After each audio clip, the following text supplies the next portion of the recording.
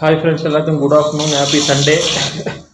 எல்லோரும் என்ன பண்ணுறீங்க? சாப்பிட்டாச்சா? எங்கள் வீட்டில் இன்றைக்கி தான் சண்டே, விருந்து இப்போ தான் ரெடியாக இருக்குது. ஏன்னா சண்டே ஆனாலே வந்து இப்போ 2 பேருமே ஃபாஸ்டிங்கிறனால மற்ற நாள் அவங்க வேலைக்கு போயிடுறாங்க அவசர அவசரமாக செஞ்சுட்டு. அதனால இன்றைக்கி பொறுமையாக செஞ்சு நல்லா வெரைட்டியாக செஞ்சு சாப்பிட்லான்ட்டு இவ்வளோ நேரம் ஆச்சு, இப்போ தான் முடிஞ்சிருக்கு.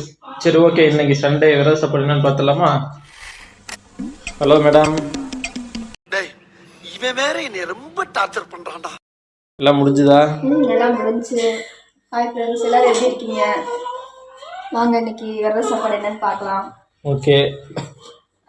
சுட சுட சாதம். Okay, super. நெக்ஸ்ட்டு முள்ளங்கி தோரம்பருப்பு போட்டு சாம்பார். உங்களுக்கு பிடிக்குமேன்னு சொல்லி இன்னைக்கு எல்லாம் உங்களுக்கு பிடிச்சதான் பண்ணியிருக்கேன். ஆமாம், உங்களுக்கு முள்ளங்கி பிடிக்காது, ஆனால் உங்களுக்கு பிடிக்குன்னு பண்ணி வச்சுருக்கேன். ஓகே. அதுக்கப்புறம் இது வந்து பீட்ரூட் தேங்காய் போட்டு பீட்ரூட் பொரியல். இது என்னோட பையனுக்காக, பையனுக்கு ரொம்ப பிடிக்கும்னு சொல்லிட்டு. பிடிக்கும், பையனுக்கு மட்டும் கிடையாது. அதுக்கப்புறம் அவரைக்காய் பொரியல் உங்களுக்கு பிடிச்சது, ஆனால் கடலைப்பருப்பு போட மறந்துட்டு அவரைக்காய் பொரியல் உங்களுக்கு பிடிச்சது பண்ணி வச்சுருக்கேன். அப்புறம் முட்டைக்கோஸ் கேரட் பொரியல் உங்களுக்கு பிடிக்கும்னு சொல்லிட்டு இன்னைக்கெல்லாம் உங்களுக்கு பிடிச்சதான் பண்ணி வச்சுருக்கேன். சூப்பராக இருக்குது, பார்க்கவே நல்லா இருக்குது, சூப்பராக. அப்புறம் தக்காளி ரசம். தேங்க்யூ. அப்புறம் அப்பளம்.